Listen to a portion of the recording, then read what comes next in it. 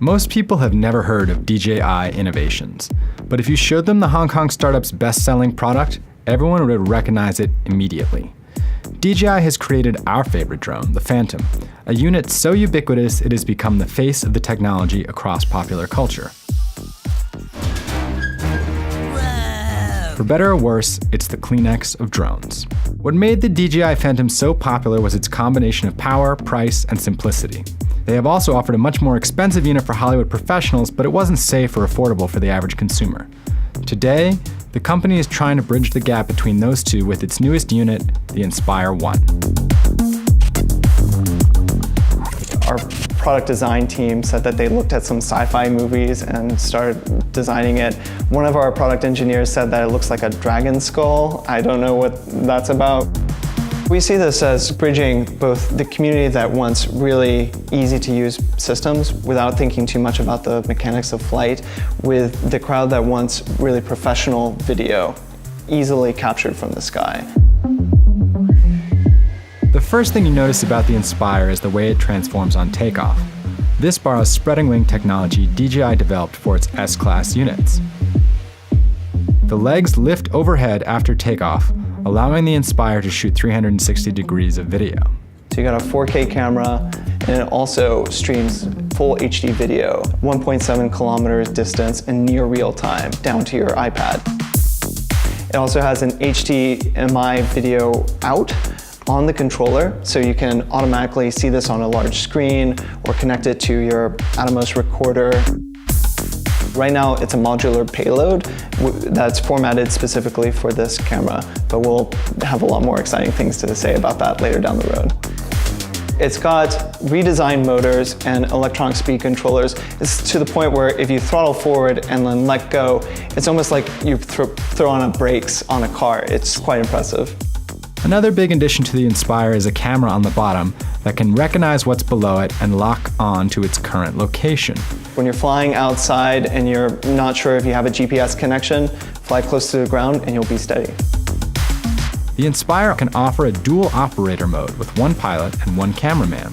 It's still possible to do both with one person, but adding another set of hands allows for more flexible and fine-tuned shooting. For single operators, the Inspire offers the ability to lock the camera and maintain an area of focus, even as the unit moves about, a godsend for any wedding photographers hoping to capture the perfect aerial shot of that first kiss. The DJI Phantom cost around $1,500, while a fully loaded S1000 ended up closer to $10 grand. The Inspire One tries to split the difference with a price point of roughly $3,000. DJI is also announcing its first software development kit, or SDK, allowing outside developers to integrate their programs with the unit's camera and video software. There's some applications looking at 3D mapping that we're really excited about. There's a whole host of applications that we never really realized that these aerial systems were perfect for, but people are using the systems to explore.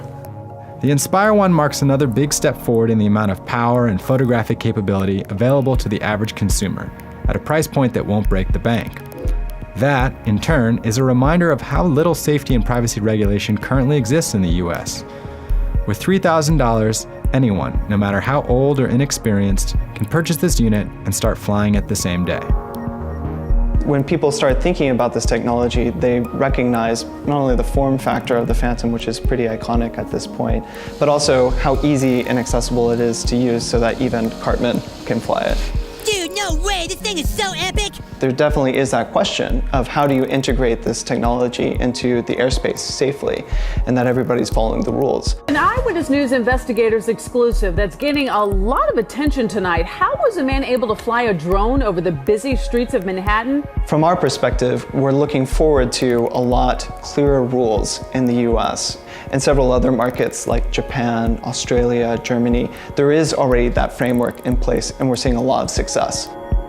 One of the things that we've cooperated with the Australian and New Zealand governments with is creating a document that says these are the best safe flying practices. And with every Phantom sold in those countries, you get that pamphlet that says you can do this, you can't do this.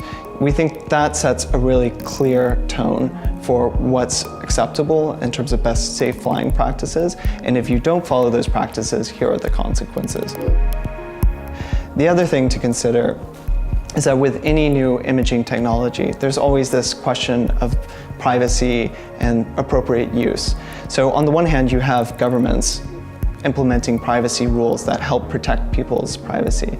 On the other, there's a bit of social etiquette, like you don't take Google Glass into the bathroom, or you don't climb a tree with a telephoto lens.